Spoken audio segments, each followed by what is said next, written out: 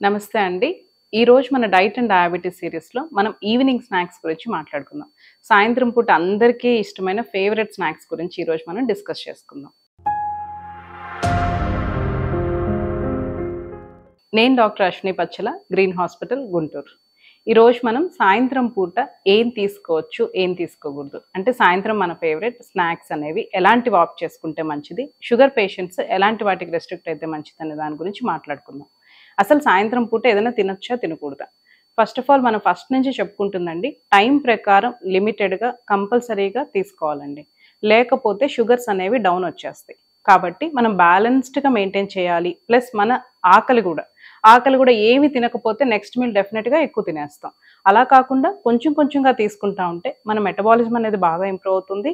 Plus మన sugar levels అనేవి మంచి కంట్రోల్లో ఉంటాయండి. సో అలా మనం ఏ రకమైన పదార్థాలు ఆప్ట్ చేసుకోవాలనేది డిస్కస్ చేద్దాం. సో సాయంత్రం స్నాక్స్ అనగానే అందరికీ గుర్తొచ్చేది పునుగులు, బజ్జీలు, పకోడీలు, లేకపోతే బయట నుంచి ఇంకేం తెచ్చుకుందాం ఇట్లాంటివి ఆలోచన చేస్తూ ఉంటారు. కానీ అవన్నీ మోస్ట్ అన్హెల్దీ స్నాక్స్ అండి. వాటి జోలి అస్సలు వెళ్ళొద్దు. ఎప్పుడైనా ఒకసారి రెస్ట్రిక్టెడ్గా, అది ఎప్పుడైనా ఒకసారి అనేది ఏ పదార్థమైనా ఓకే అండి. కానీ రెగ్యులర్గా మాత్రం స్నాక్ అనగానే వాటిని ఆలోచించొద్దు. సో స్నాక్ ఏం తీసుకోవచ్చు? మార్నింగ్ మనం ఫ్రూట్ తీసుకోకపోతే మన మార్నింగ్ స్నాక్లో మనం మాట్లాడుకున్నట్టు ఇక్కడ మీరు దాన్ని ఇంక్లూడ్ చేసుకోవచ్చు.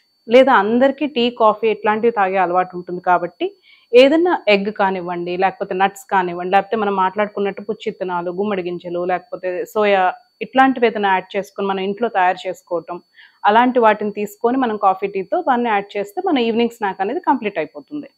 లేదు ఇవన్నీ నాకు అసలు అలవాటు లేదండి, నేను ఇంకేం తినొచ్చు ఆప్షన్ అంటే మన ఇంట్లో వండుకున్నవి గోధుమ పిండితో మనకు తెలిసి మనం దేంతో వండుకుంటాం మనకు తెలుసు కాబట్టి మంచి పదార్థాలతో లైక్ గోధుమలు కానీ, జొన్న కానీ ఇట్లాంటి వాటితో నేను స్నాక్స్ ప్రిపేర్ చేసుకొని వాటిని లిమిటెడ్గా మనం తీసుకోవచ్చండి.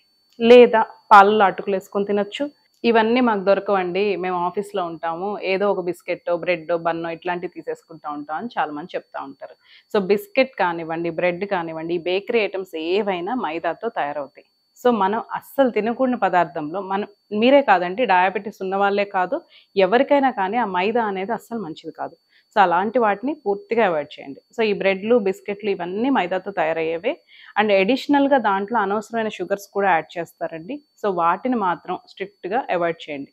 లేదు బయట మీకు బెస్ట్ ఆప్షన్ ఏదన్నా ఉంటే శనగలు, గుగ్గిళ్ళు, పెసలు, అలసందులు ఇలాంటి వాటితో మసాలాలు అనేవి చేస్తూ ఉంటారు లైవ్లో పెట్టుకొని. సో అలాంటివి మీరు డెఫినెట్గా ఆప్ట్ చేసుకోవచ్చు. లేదా ఏదైనా ఫ్రూట్ తీసుకొని తినొచ్చు. ఇలాంటివన్నీ మంచి ఆప్షన్స్ కింద కన్సిడర్ చేయండి.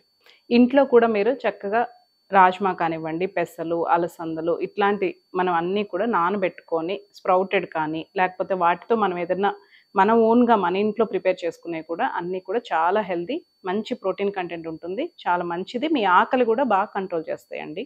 సో ఇలాంటి వాటిని ఎక్కువగా ఆప్ట్ చేయడానికి ట్రై చేయండి. Thank you.